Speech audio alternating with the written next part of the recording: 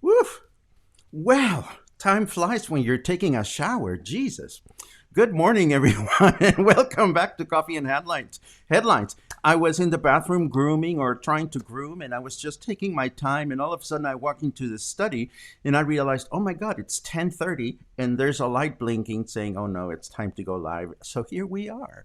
Thank God we have this down to a science for the most part. So we're ready to go. It's Wednesday, September 9, and this is Coffee and Headlines, our daily get-together where we exchange news, stories, comments, suggestions, ideas, rants and raves about how to have a better life, a more fulfilling life here in Puerto Vallarta as an English-speaking community. My name is Paco Ojeda. If you're new, let us know.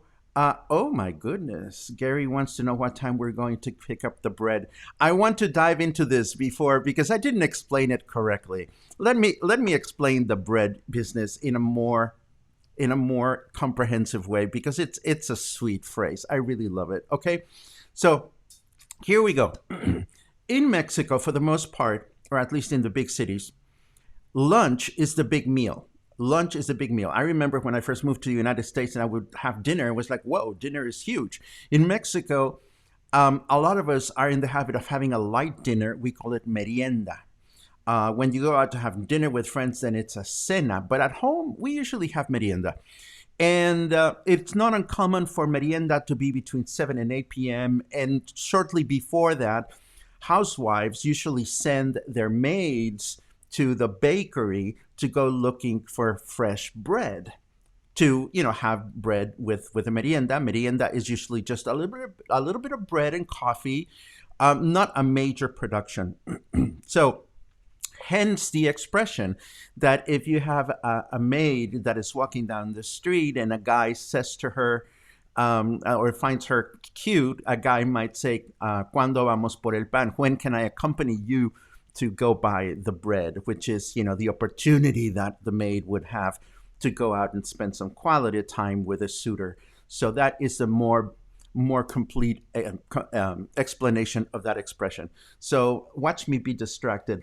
Back to where we were. We're live at 10:30. My name is Paco. And if you're new, let us know that you're new by writing the word new in your comments. If you have important questions, just write the letter Q before your question so that we can address it. And of course, it's always great to see good friends. I am very happy to see my dear younger sister of love, Noi, watching from Bangkok, because today we're going to address some very Mexican topics as we have been. And today I want to make sure that you know exactly how not to look like a newbie in your next Mexican safe distance fiesta, of course. And we're going to talk about important news that have to do with the vaccine, and we're going to talk about bad companies like Vallarta Adventures. I didn't say that. Oh my God, yes, I did say it. And we're going to talk about an iconic mariachi song that you probably know, but you need to know a little bit more about. Well, you don't need to, but you might want to. So here we go. I see a lot of familiar faces. This is really great. I love Paul because he always chimes in from different places in Boston, and that makes me feel a little bit connected to my past chapter, 19 years living in Boston, Massachusetts.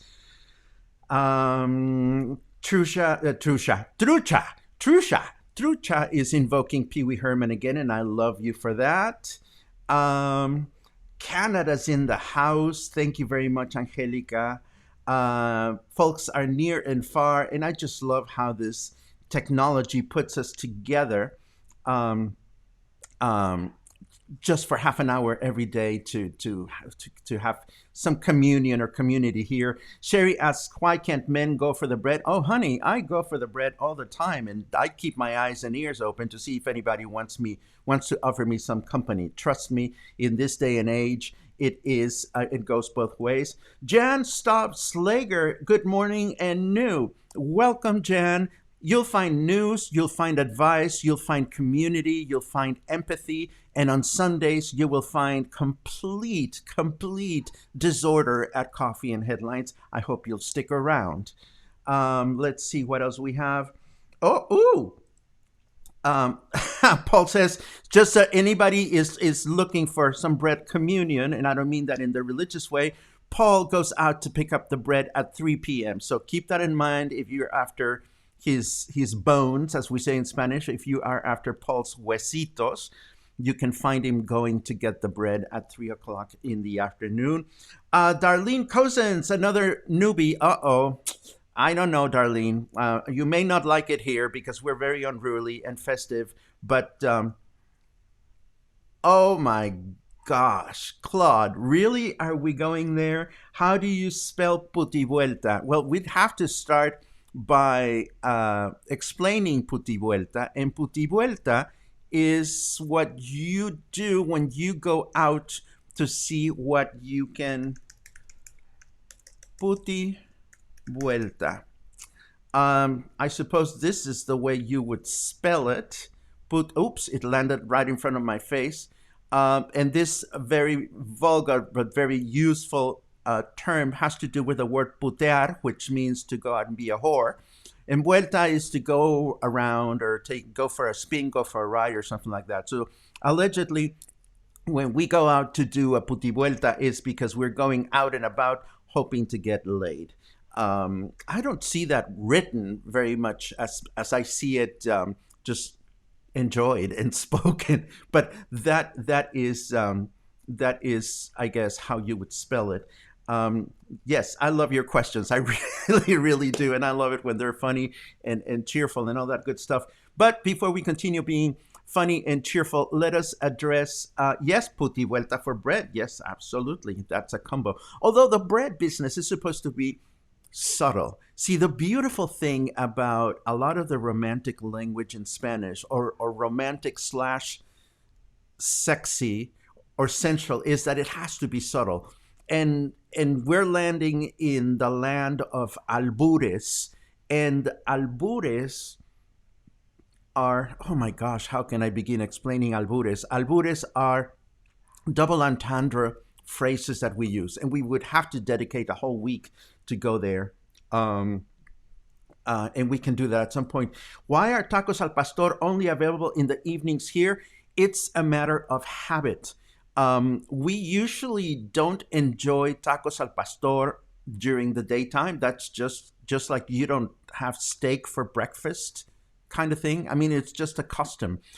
Along the same lines, you don't usually find tacos de birria during the evening. They are served in the morning. So that's just a matter of tradition. Anyhow, before we continue, no way. Translation for putivuelta is going for a whore turn. No, you're making that up, Paul. I don't believe that. No, you can use putivuelta anywhere in Bangkok and you won't offend anybody and nobody will assault you. You can just say it out loud. Voy a la putivuelta, and you'll be able to go out and be a whore without anybody picking on you. Of course, I know you better, and I know you will never go out to be a whore, but just say the word. Just use the phrase, because that way you will feel like you miss Mexico a little bit less. And I know And I know that you do miss Mexico, and we miss you here. Anyhow, we're being so freaking chatty today. Let's go for the news quickly, so that we can continue having some fun.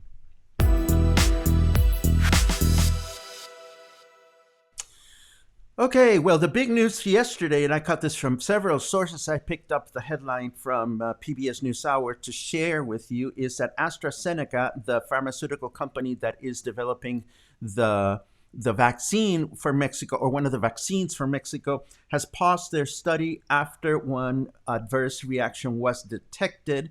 Of course, as I understand, and as I've been reading, is this can happen. Of course, Lopez-Gatell is asking people not to speculate, and he says that this was an adverse secondary reaction, and that this can happen in these kinds of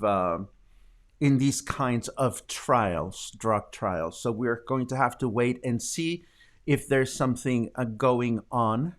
And I would imagine that the trials will be resumed once they understand exactly what that is about. Yet more landslides on the highway going to Mascota. Look at the size of those boulders. Those are really ginormous. This is not good.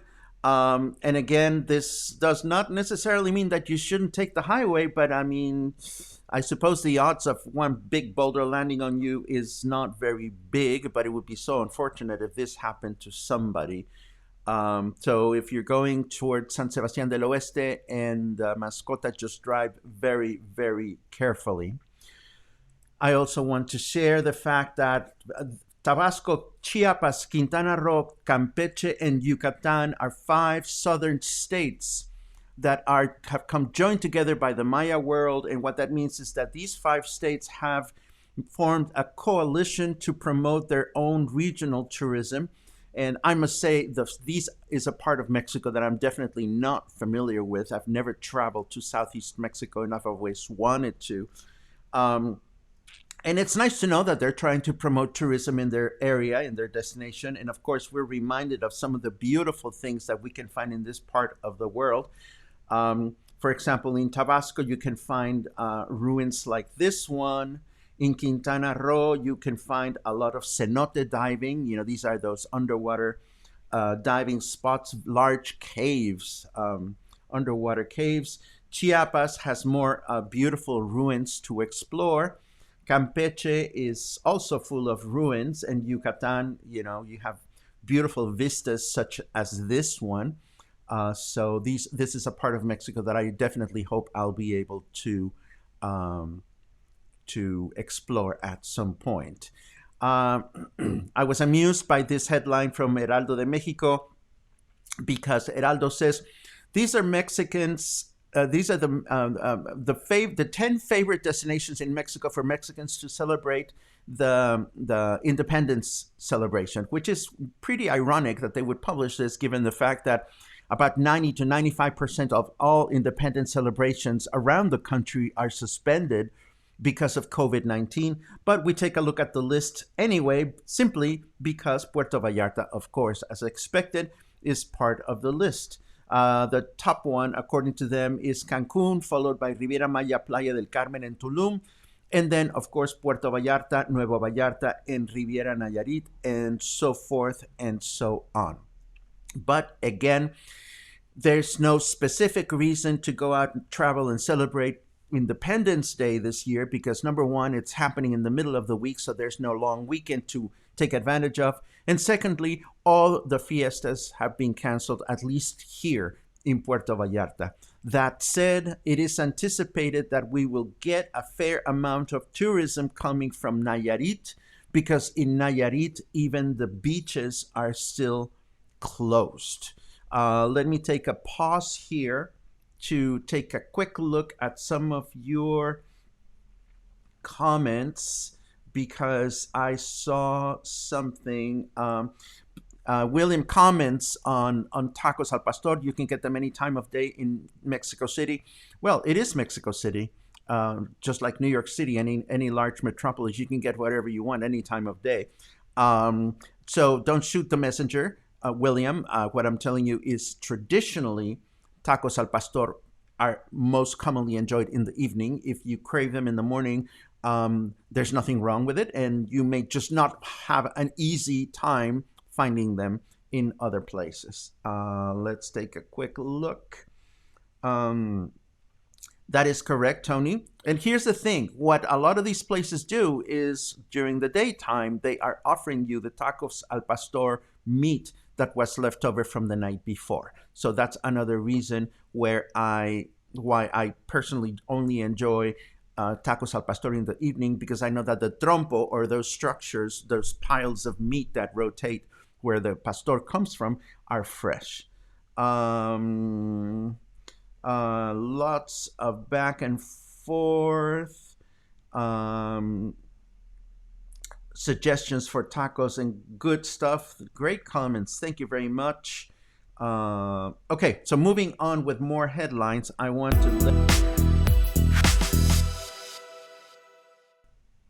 So I'm all hyper and I pushed the wrong button. So we continue with our headlines. Let me look at the next one. This is something that I'm sharing because it's bad journalism. What it is that Noticias PV received an anonymous letter of employees of Vallarta Adventures that are denouncing bad labor situations at the company and so forth and so on. And the only reason why I share this is because it is unfortunate that in investigative journalism, oftentimes we don't look for both sides of the story. And whenever somebody accuses somebody of something, it is healthy to do that, I think. So it is unfortunate that that this outlet chooses to denounce this. That said, I'm not surprised if indeed large corporations like Vallarta Adventures and similar companies are struggling financially and are trying to do things creatively to make their employees work. And, I don't want to get into this, but the news is out there. Hopefully none of you are working with Vallarta Adventures if this happens to be true. Another company that was reckless is this particular distributor in Mexico City for Volkswagen.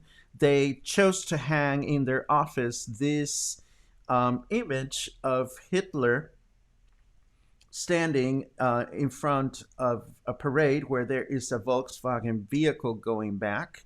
And this, needless to say, offended several employees.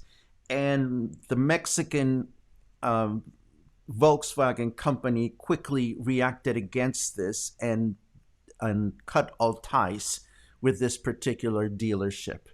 Volkswagen says that we are a brand with fundamental values and we respect and do not tolerate fundamental values as we respect others, and we do not tolerate hatred and discrimination manifestations of any kind. So that's what happens, and that is the poster that was hanging in this particular dealer.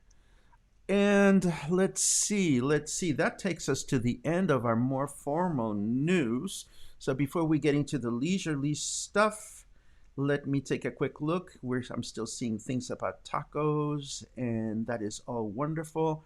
So let us switch to the rest of the show because we have still quite a few things to cover.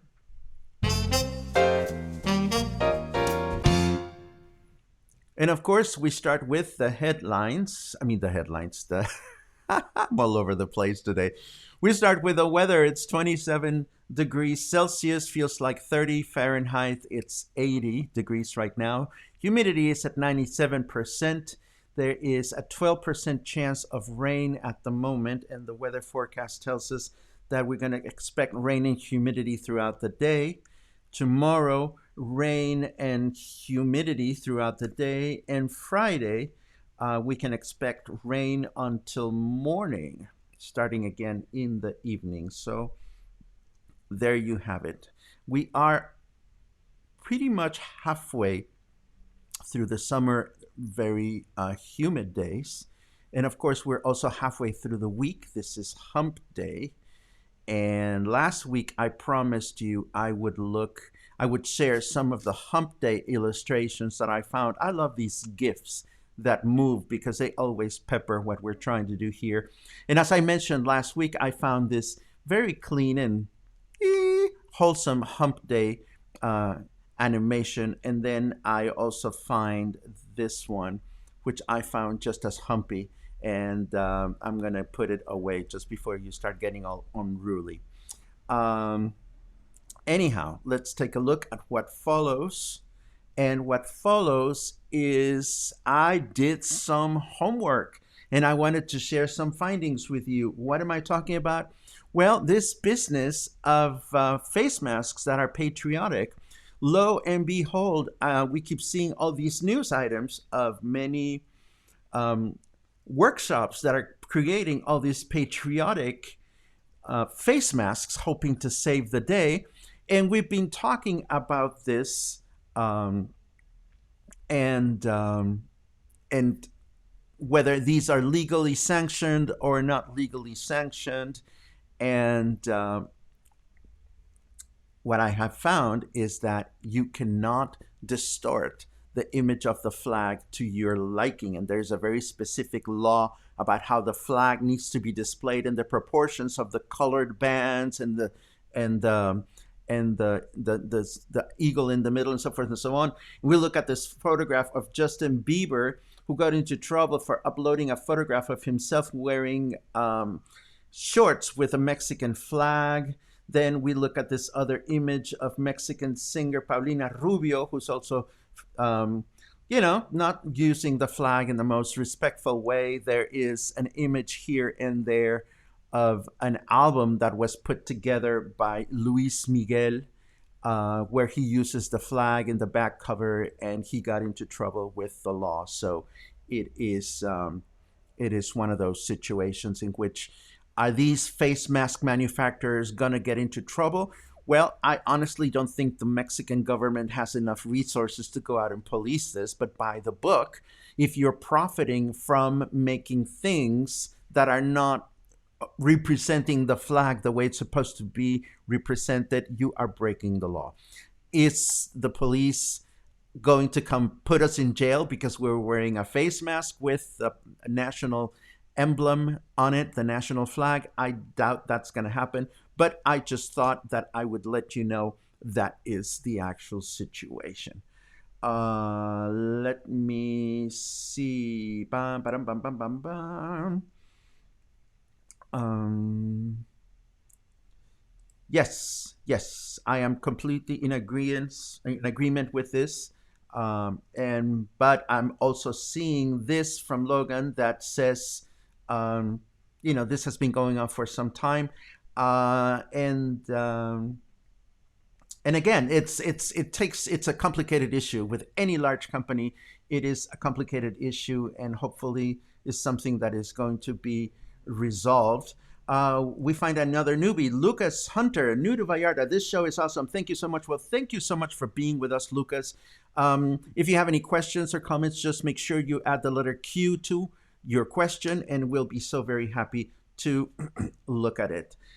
Mark asks, so the symbol of the nation does not belong to its people? It belongs to the people, but there are very strict laws in Mexico where it is specified on how you can or cannot use the national symbol to your liking. It has nothing to do with belonging or not belonging. It has to do with the law. So, speaking of law, I'm going to segue back to another headline. This next headline has absolutely nothing to do with anything, but I have to share it anyway because I can. And because it has to do with creativity. It has to do with photography, which, as you know, is another one of my passions. And it is a beautiful video of two professional photographers that challenged themselves to go out, do a photo shoot with a toy camera, a bunny-shaped toy camera, which you can get online by spending $10 US. And there is a video of it. And I wanted to share it because it says volumes about creativity and how a lot of times we think we need to have all kinds of great tools to create something wonderful. And sometimes it boils down to the creativity that we have within ourselves. Something else that is more music oriented, but it has more to do with my personal pleasure, I'm sharing with you because I think you might enjoy it. is Vox has created a new podcast series that I haven't heard, but I'm sure it's going to be fantastic, that explores Beethoven's Fifth Symphony. It's called Beethoven's Fifth Symphony Explained, and I am sure that it's going to be wonderful. For this series, Vox has teamed up with the New York Philharmonic, which I read here somewhere, has performed Beethoven's Fifth Symphony something like 900 times since their US debut in 1842.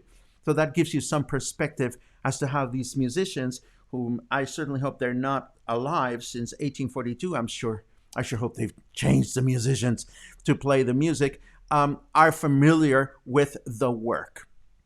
And I'm going to be sharing the link for this and with everything else that we do, as always. Let me take a quick look.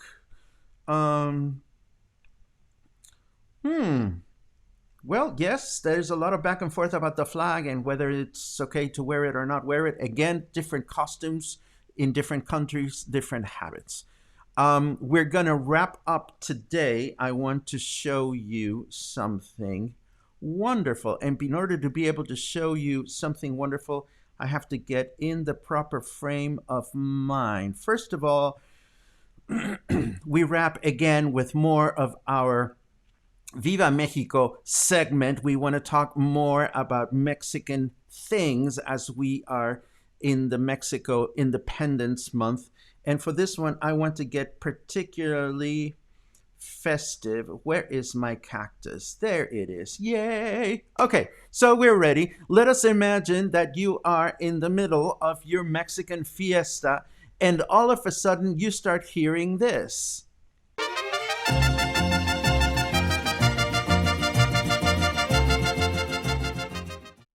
Do you know that song? Have you heard it before? Do you know what it's called? Anybody? I don't see any comments. I know it takes like 5 or 6 seconds for you to come up, but I am going to bet that you've heard it before.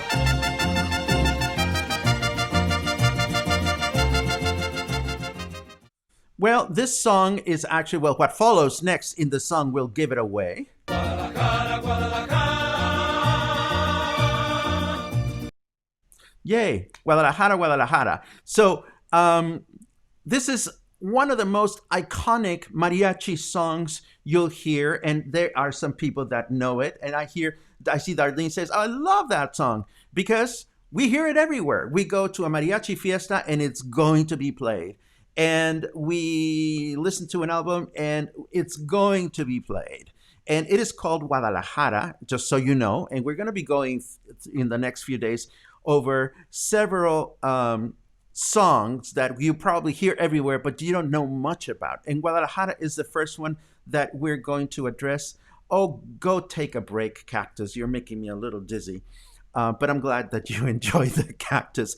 Anyhow, Guadalajara is a song that has been with us for such a long time. It was composed by Pepe Guizar in 1937.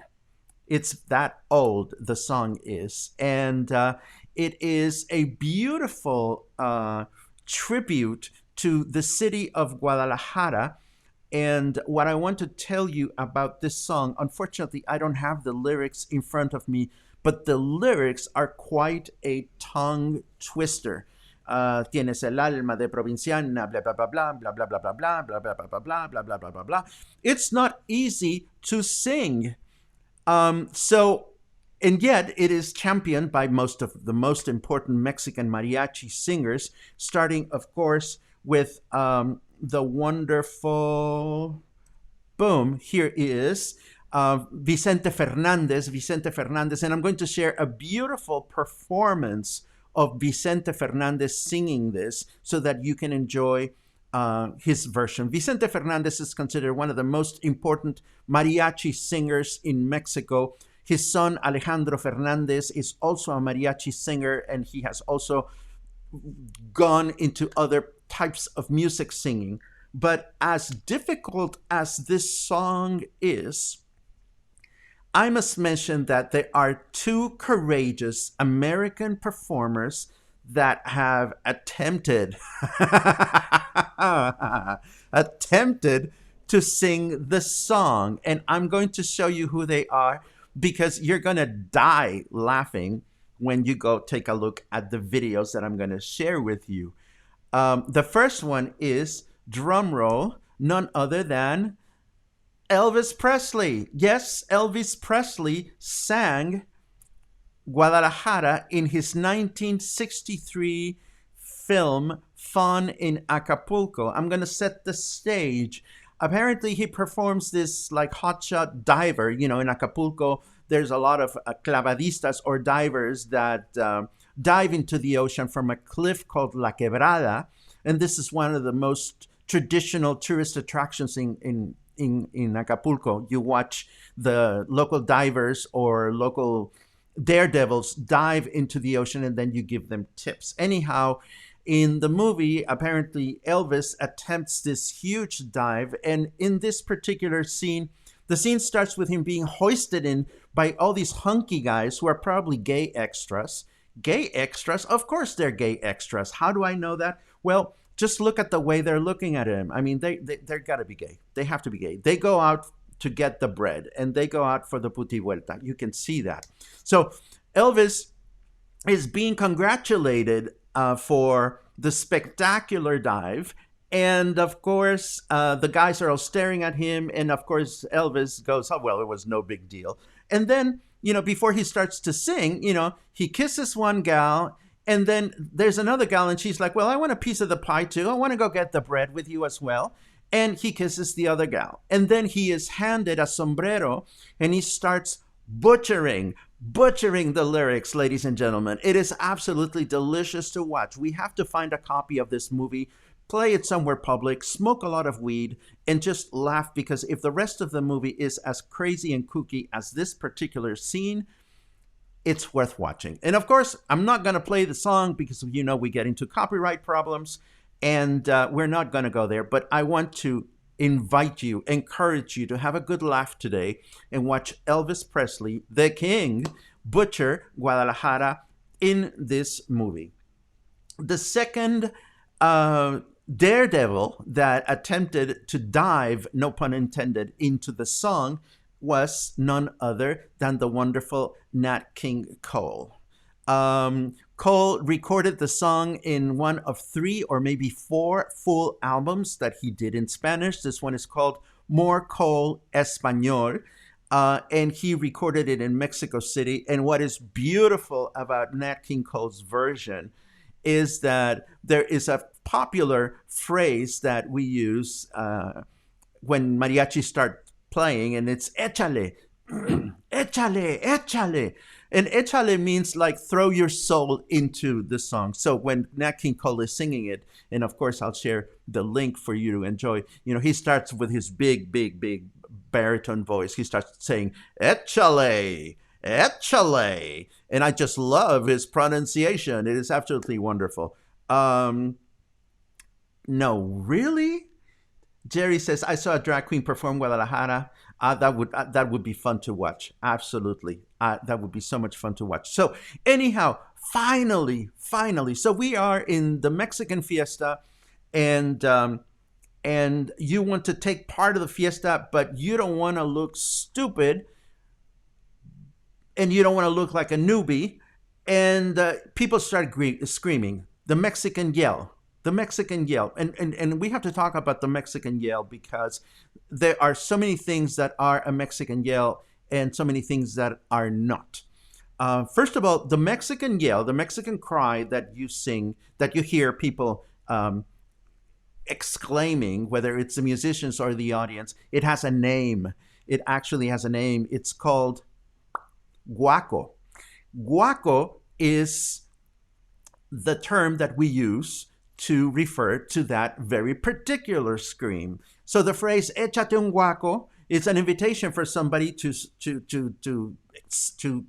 do el grito. And yes, Libby Winkler is right. A lot of people call it el grito. The traditional name is el guaco.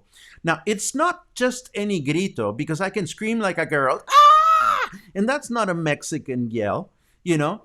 And I see a lot of my English-speaking friends thinking that all you have to do is roll the R and go like, you know, it's not that either. So I'm going to attempt to show you a very pedestrian approach to the guaco. And I knew it. I knew it, you filthy, I'm not going to say the B word, but I knew you would dare me to this. And you know what? I am going to do El Guaco, Paul, because I'm going to do it better than you. And I'm going to bring my camcorder and my camera, and I'm going to tape you trying to do the Guaco the next time I see you.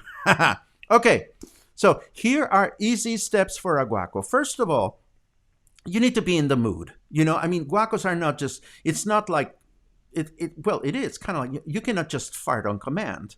You have to feel the need to fart.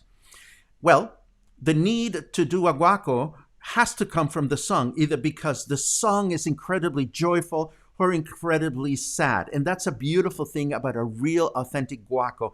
It comes from joyfulness or it comes from intense sorrow. So knowing the lyrics has everything to do with being able to produce an authentic guaco. So you are English-speaking folk.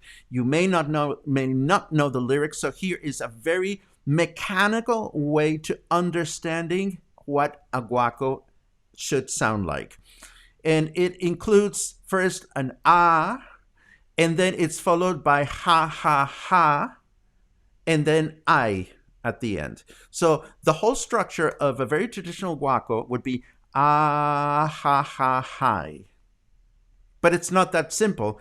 The first ah usually has a ah or a ah, and then it's followed by a ha ha hi. So the whole, mucho tequila helps, says Candace. Yes, and this is coffee and headlines, not tequila and headlines. So even my best attempt at an early morning guaco is going to ruin my throat for the rest of the day. So anyhow, you have this ah ha ha ha hi. And that's a guaco. Of course, I'm doing it in my lower register. For me to be able to do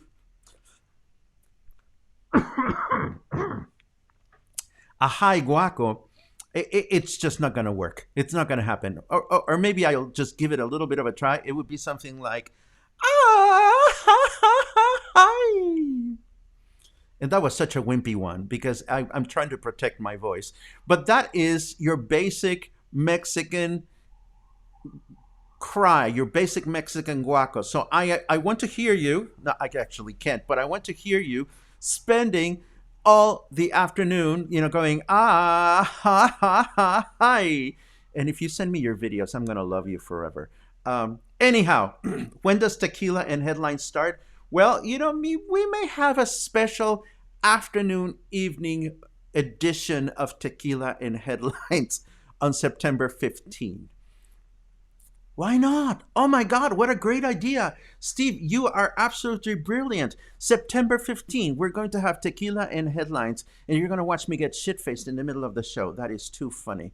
Anyhow, that's what we have for today. This is Coffee and Headlines for today. I hope you had a good time. I hope you laughed as much as I am laughing. Oh my God, yes. Oh, yes. Thank you very much, Paul. That is absolutely true. And one of the videos that I'm going to share today, and because, it's pandemic times. If it was not pandemic times, I would be out and about with my camera and a microphone trying to dare people to do a good guaco. Oh yes, Paul, Chris, let's do a Mercurio party with guaco competition and we'll broadcast it live. I'm sure it would be a killer. Anyhow, one of the videos that I'm going to share with you today was a Mexican television show where they invited actual mariachi members, mariachi band members, to do their own guacos. And even a good mariachi guitarist or musician cannot necessarily deliver a good guaco. And there was at least one lady mariachi singer that delivered a killer guaco in this video that I'm going to share with you. Anyhow, those are the news. Those are the leisurely stuff for today. I am always so happy to research these things, and I'm putting together even more interesting and insightful content about Mexican history that I'm going to be sharing with you in the next few days so we can combine this. You better start practicing now, Paul, because I'm sure I'm going to see you before the week is over, and I'm going to videotape you doing a guaco because Coffee and Headlines viewers insist on it. Right, guys? Anyhow, this was Coffee and Headlines for today. I really hope you had a good time. I had a fantastic time sharing all this information with you. If you had a good time, spread the word. Let other people know that we have a fun, vibrating, positive, nurturing community here, and that we're trying to take over the Puerto Vallarta world with good feelings, good intentions, good advice, good friendship, and just good vibes all around. Stay healthy, stay happy, stay kind, stay in touch. Luna's gone, so have a great Wednesday. See you tomorrow.